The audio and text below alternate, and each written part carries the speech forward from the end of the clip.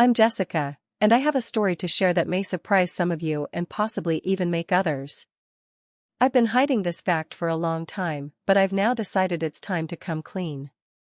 You may dispute my choices, but this is my truth. I must first clarify that this is about love loneliness and how a straightforward relationship went horribly wrong, not some outrageous story of extreme behavior or explicit scandal. Let me start at the beginning. My husband Richard and I have been married for nearly 10 years. When we first met, we were both fresh out of college. He was ambitious, charming, and the type of man who could walk into any room and have everyone's attention in an instant. However, after a few years, things weren't quite picture perfect because Richard's job required him to travel frequently for business meetings, conferences, and networking events. Although I understood that his work was important, the absence took a toll on our marriage. We grew apart, hardly speaking for days at a time, and when we did communicate, it was mostly surface-level chatter about how your day was going, what's for dinner, and other such things, but underneath it all, I was lonely and craved attention, companionship, and someone to fill the void. Richard had unknowingly left in my life. That's when things started to change. We lived on a quiet, peaceful farm outside the city. One of the things that had drawn us to this place was the space and the opportunity to keep animals. We had a few chickens, a couple of goats, and of course our horse. Midnight was a beautiful, strong, black stallion with a temperament so gentle that it felt like he understood emotions better than most people. I had always loved horses, and Midnight was special. He had been a gift from Richard for our 5th wedding anniversary. A gesture to show how much he cared, even though he couldn't always be there during the long, lonely days when Richard was away. Midnight became my source of comfort.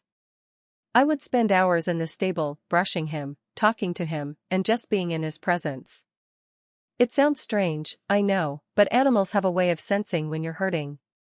Midnight always seemed to know when I was sad or frustrated, and he would nudge me gently with his nose as if to say, "I'm here, you're not alone." Over time, those moments with Midnight became the highlight of my days. I found myself pouring my heart out to him, telling him things I couldn't even tell my husband. Midnight was patient, never judgmental, and always there. It was as if he had become the emotional support I had been missing. I know what you're thinking, how could I compare a horse to my husband? But you have to understand that Richard was absent, and Midnight was all I had. The turning point occurred one summer evening when Richard was out of town as usual and I was feeling very depressed. I had just hung up with him on the phone, and it felt like we were two strangers leading separate lives once more. I went to the stable in the hopes of finding some peace with Midnight. I brushed his coat and began talking to him as usual, but this time something was different. I was rambling on about how disconnected I felt from Richard, my frustrations, and my loneliness, and I didn't even think about what I was saying until I realized that I was talking about Midnight in a way that made my heart race. I shook my head and laughed it off, telling myself that Midnight was a horse, a magnificent one, yes, but still just a horse.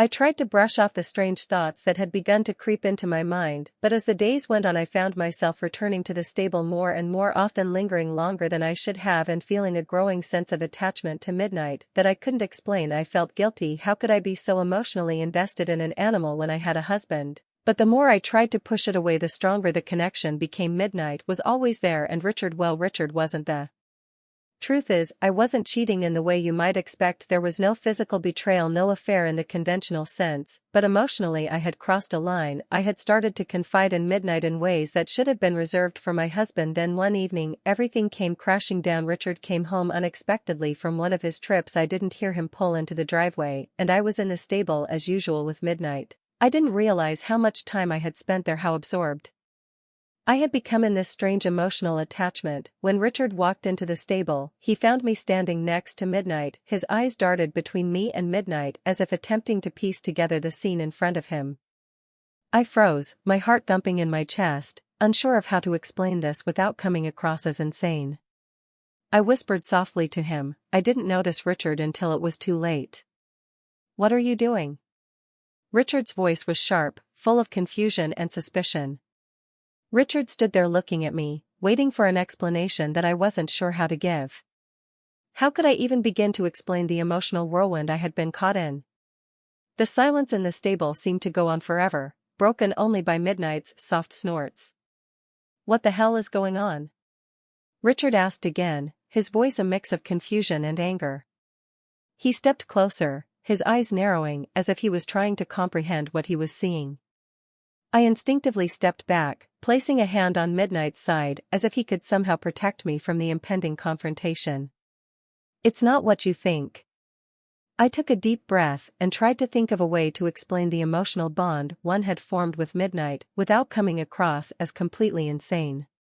"Richard," I stammered, but I wasn't even sure what he thought yet. How could he explain what he was witnessing when I barely understood it myself?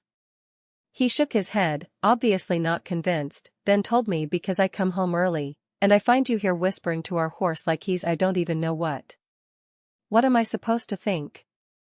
I know it's your job, and I know you're working hard for us, but I've been alone at midnight, Richard. He's been there for me, he's listened when I had no one else, and he threw his hands up in frustration. He's a horse.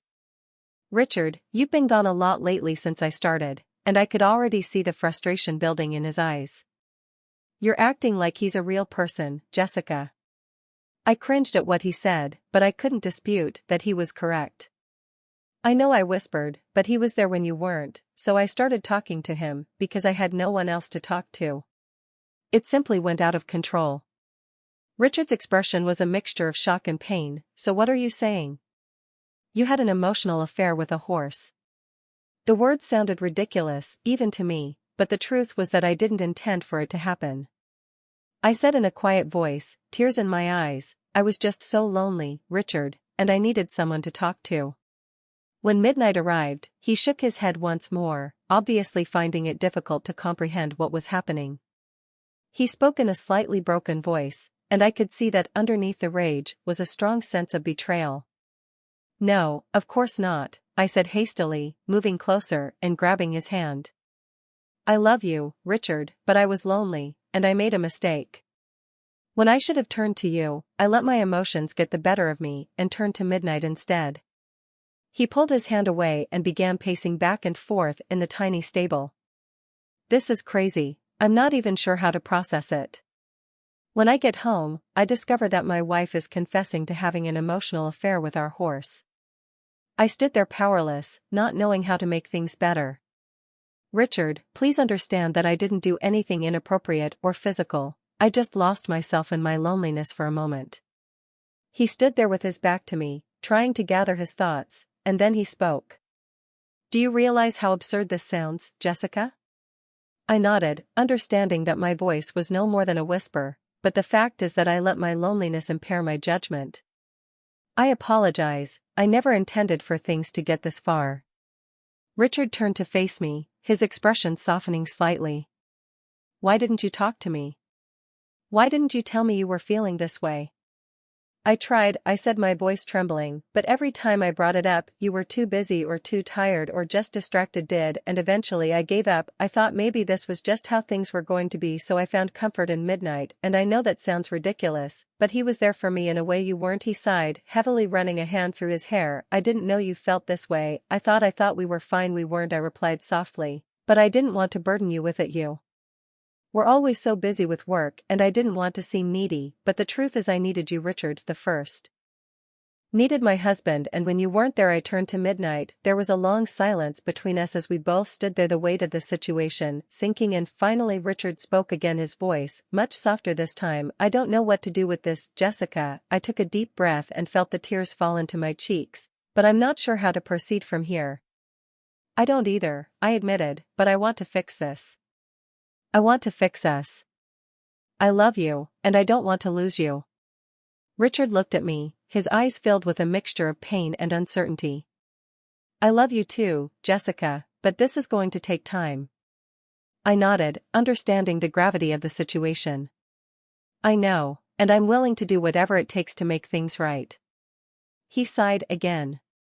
Finally stepping closer to me, "We need to talk about this, really talk about everything. Not just midnight, but us, where we went wrong, and how we can fix it." I nodded, reaching out to take his hand again, this time feeling him squeeze it back. I'm ready to talk. Richard, I'm ready to make things right. As we stood there in the stable, the air thick with the weight of our conversation, I realized that this was the first step in rebuilding what had been broken.